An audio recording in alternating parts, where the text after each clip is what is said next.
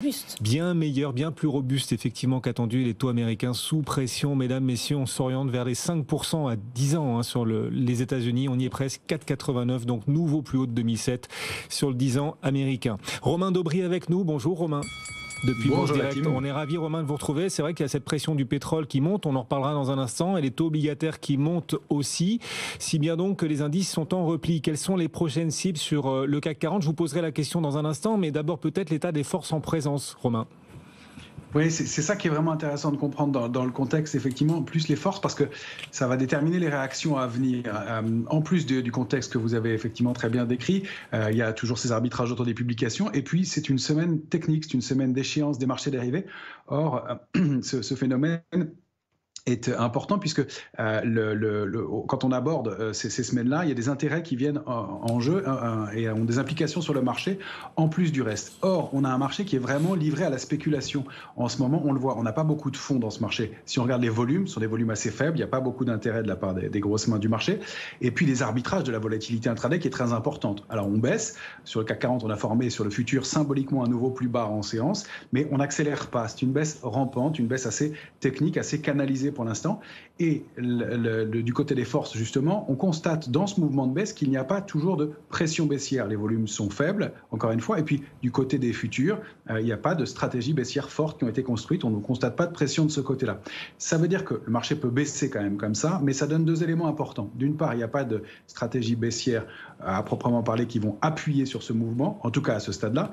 Et puis aussi, ça nous dit quelque chose. C'est qu'on teste des niveaux techniques qu'on va effectivement évoquer ensemble après et qu'on s'installe un cran plus bas. Et puis, on n'arrive pas à trouver de relais. Or, nous, on part avec cet état d'esprit que les opérateurs ont du cash et vont vouloir, à un moment ou à un autre, rentrer dans le marché.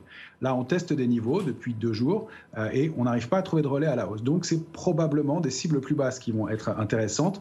Et c'est, faute de pression baissière, des mouvements de rebond qui pourraient peut-être être assez relativement rapides puisqu'il n'y a pas de vendeurs structurels dans le marché. Mais on attend de trouver des points d'entrée importants. Donc, comme l'échéance a lieu vendredi, c'est souvent un pivot de marché et il y a des cycles autour des options et des futurs comme ça.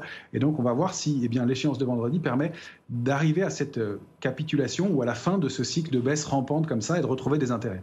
On l'espère. C'est vrai que vendredi sera la séance des 3 sorcières. Quels sont pour vous, à ce stade, à l'instant où l'on se parle, les prochains objectifs techniques du coup sur le CAC 40, les seuils à préserver ou ceux qui pourraient entraîner une accélération baissière, Romain ? Bien, on est installé sous le trading range qu'on avait évoqué ensemble lundi, 6986, 7167. Le fait de s'installer en dessous et maintenant probablement en clôture ouvre la voie à un mouvement de taille équivalente et on devrait cibler une zone située. Alors la cible idéale c'est 6805 points sur le futur CAC 40. On va donner une zone cible qui est 6755, 6820, qui est la cible probable et légitime compte tenu du mouvement qu'on connaît pour l'instant. Bien entendu, si on réintègre 6986 puis 7074, on invaliderait un peu progressivement le scénario. Pour l'instant, ça n'est pas le cas.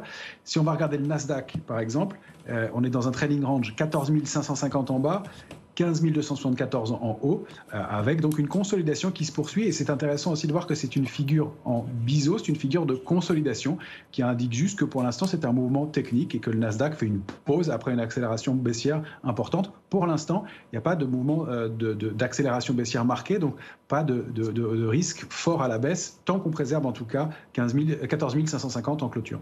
Oui, bonjour Romain. J'ai une question. On voit que le pétrole continue de monter. Quel potentiel technique vous voyez pour la suite ? Alors, le pétrole, il continue à monter. Il a en fait eu, pour l'instant, il était entre 2 eaux. Si on regarde le Brent, il est situé entre 87,50 et 95,20. Son 2 niveaux techniques majeurs, il est quasiment précisément au milieu, à 91,07 à l'instant. C'est entre 2 eaux. On a connu une très forte accélération haussière depuis le mois de juillet, réactivation d'une tendance haussière, et puis une consolidation un peu brutale, un peu marquée, suite à un mouvement qui avait été important. Là, pour l'instant, c'est un peu neutralisé. Il n'y a pas vraiment de stratégie à avoir sur l'actif en question. Il vaut mieux attendre de revenir sur un point bas ou de retester un point haut. La tendance reste haussière pour l'instant et c'est pour ça que ça nous intéresse par exemple sous forme de panier de valeur.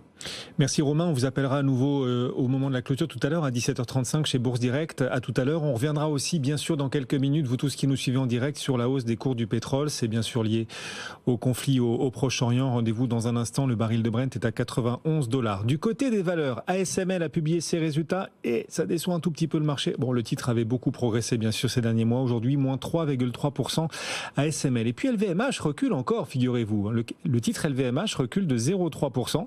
Et du coup, Bernard Arnault n'est ni la plus grande fortune mondiale, ni la deuxième plus grande. C'est désormais la troisième plus grosse fortune mondiale. Bernard Arnault, il passe juste derrière Jeff Bezos, le patron d'Amazon, et le numéro 1 désormais, donc Elon Musk, le patron de Tesla. Tesla qui publiera, ce sera ce soir, ses résultats.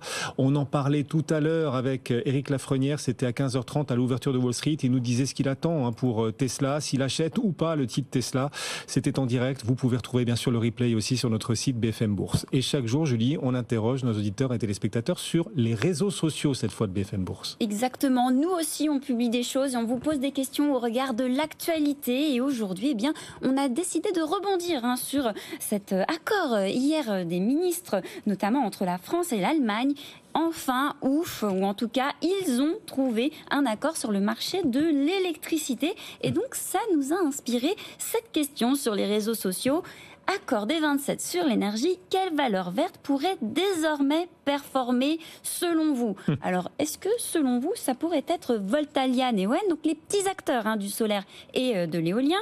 Est-ce que ce serait Engie, un groupe très diversifié? Est-ce que selon vous, ça pourrait être